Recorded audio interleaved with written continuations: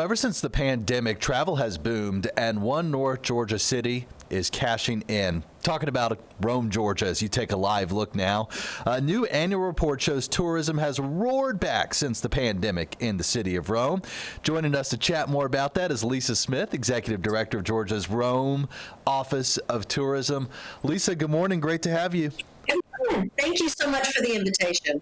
My honor to be here. You're very welcome. Let's start by talking about the state of tourism in Rome. And, it's rebounded since COVID. What's bringing people back? I think the diversity of the offerings in our beautiful city and county, from sports to leisure to even culinary, there's so many things that you can immerse yourself in when you come to our community, and I think that's a lot of it. It's a very diverse offering, so we're not just going after one particular traveling part of the population. Talking about some of the diversity here, I'm looking at your 2025 annual report, which folks can access online, and looking at the economic impact from last year. And Lisa, I never would have guessed 47% of it is made up by tennis and pickleball. What's going on there?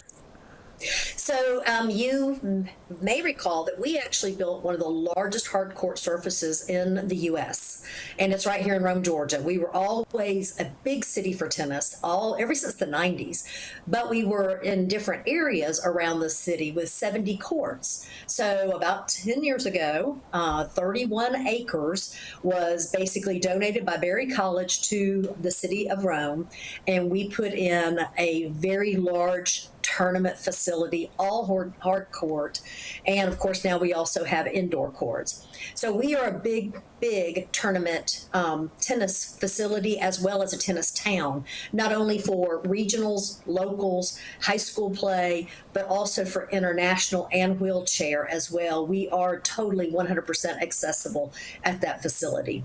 That's really driven those tennis tourism numbers, and especially because it goes across a large age gap. It's not just students, it's all the way to collegiate, to adults, and to seniors.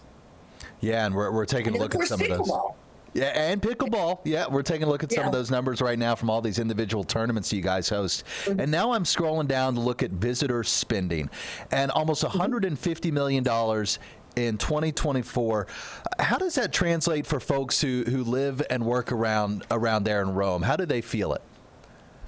Well, they feel it because, especially in the industry that we're in, the hospitality industry, it helps with your property tax, because the more new money that comes into our community, the better is our property tax, the more deduction we get on that. It also helps with all the workforce that we have out here in the hospitality industry. So the restaurants, the places of entertainment, the hotels, everybody gets a piece of that pie. We do not use multipliers on our numbers, and those are founded numbers through the state of Georgia and, of course, the Longwood study. But we are very conservative when we look at those numbers. But it's definitely a positive impact. Plus, the people in this community are great ambassadors when it comes to tourism. Well, they make people feel welcome. I got to tell you, my brother's girlfriend, her family, they are rooted in Rome, have been there for decades, and she's a great ambassador for the city. I was asking her all about it ahead of this interview. I do want to know, though, for folks who live there, how do you make sure that this growth doesn't change what locals love about Rome? Mm-hmm. So I think with our sports offerings and our leisure and the food and the shopping, that's also something that all the locals, that's a part of the ambiance of our community. So they can all enjoy it. It's not just for tourism, just like the welcome centers that we have downtown and here on Jackson Hill are not just for tourists. We actually have gift shops with signature gifts, and we actually have over 120 Georgia artists that are here with either Georgia made or Georgia grown product, and most of those are right here in our Rome and Floyd County area. So we have something, we feel like all of this that makes our life so enriched, it makes tourism want to come to Rome, also benefits the locals. And we want to make sure that they stay very, very much in tune. So we try to make sure that all the media outlets know when we have something big in town. We let our hospitality partners know when there's something big in town. So they can also make sure that we're ready. and that our streets are open and ready to take care of the larger events. So I asked my brother's girlfriend, I said, what do you love about Rome? What do you think people would love about Rome? She said, we have the tomb of the known soldier here.